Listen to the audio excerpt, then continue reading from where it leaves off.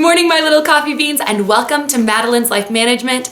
This morning, I'm going to be sharing with you all some skincare secrets. So my first skincare hack is actually hanging your head upside down. And this is something I learned from an esthetician that I watch on YouTube, and I'm not sure of her name, so I'm not going to get it wrong. But basically, when you get older, the blood flow in your face is reduced. And so one way to get the blood flowing to your face is just hanging your head upside down. So I'll like to hang it upside down on the couch sometimes when Blake and I are watching a show, or over my bed for about 2 minutes at night.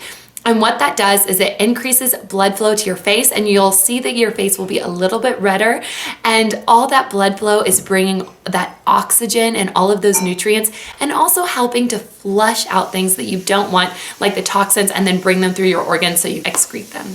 So my next hack is actually to use a face steamer to help with application and absorption and removal of face masks. So one problem I have with some face masks is that they tighten, and that is not good for your skin. Masks can have benefits without stretching your skin, without being so aggressive. And one thing, I love face masks. I love face masks. And when you put it on and you have the steam, it loosens everything up in your face. So it loosens up the sebum in your pores. So it'll be easier to extract. Things will be more easily absorbed. It just loosens all that gunk up. And then when you're wearing the mask, it helps with absorption because it's adding that hydration. It's adding a little bit of heat. So it really is wonderful. And for taking it off, especially if you have a clay mask or something that gets a little bit harder, it just allows for smooth takeoff of the mask. So you're not pulling and tugging at your skin, and you really are getting all benefits and none of the negatives. That's you. So I'm one of those people that I like a face of makeup or nothing. And by nothing, I mean I'd still wear skincare and I'd wear SPF, of course. But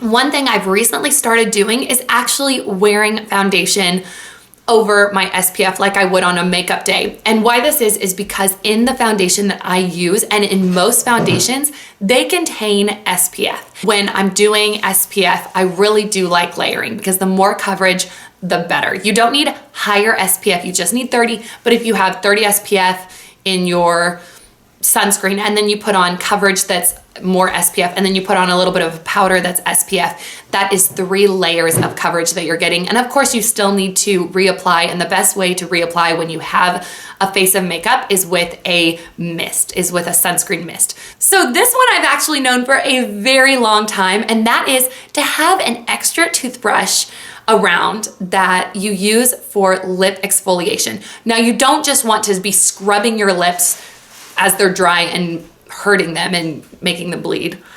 But what I do is if I'm wearing lip gloss, if I have chapstick on, and you kind of feel like that little bit of flaky dead skin that you want to pull, but you don't want, get a toothbrush and make sure you have gloss on because you don't want to do it just on dry lips, and just kind of do a light exfoliation with that. It works so well, and it doesn't end up hurting your skin and causing those traumas in your lips that hurt.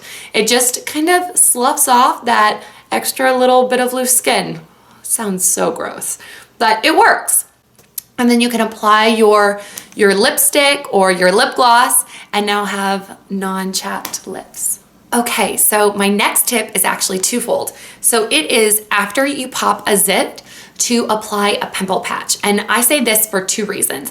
The first reason is if you pop a pimple and then it starts bleeding a little bit, this allows the scab to be flat instead of rounded, which is so much more difficult to hide under makeup, and honestly bugs me a little bit more, and I'll be more likely to pick at it before I should. I know, gross.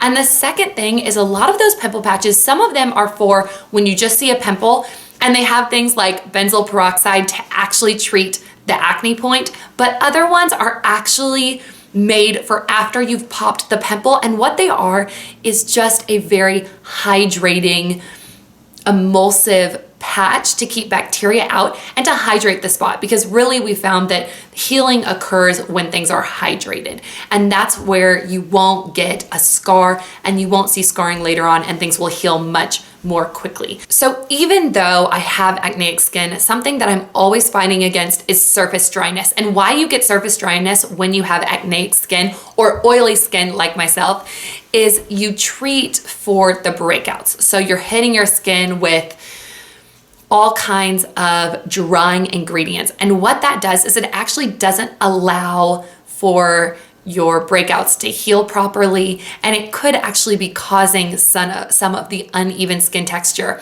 and hindering your normal skin turnover and healing process. So a great way to fight against this is by making sure and moisturizing, hydrating, and using those nice masks that are for hydration, and making sure you follow that up with a really great moisturizer cream and so you're treating the breakouts, but you're also still hydrating, because something that's really dangerous is when you treat, and then you have all that surface dryness, and that just leads to really, really bad scarring in the future, slower healing process, and honestly, more breakouts. So before I say this next one, let me go ahead and just say that eye creams are not necessary. Basically, whatever cream you're putting around your eye on the orbital bone, it's going to end up making its way, because every time you blink, those muscles are moving product this way.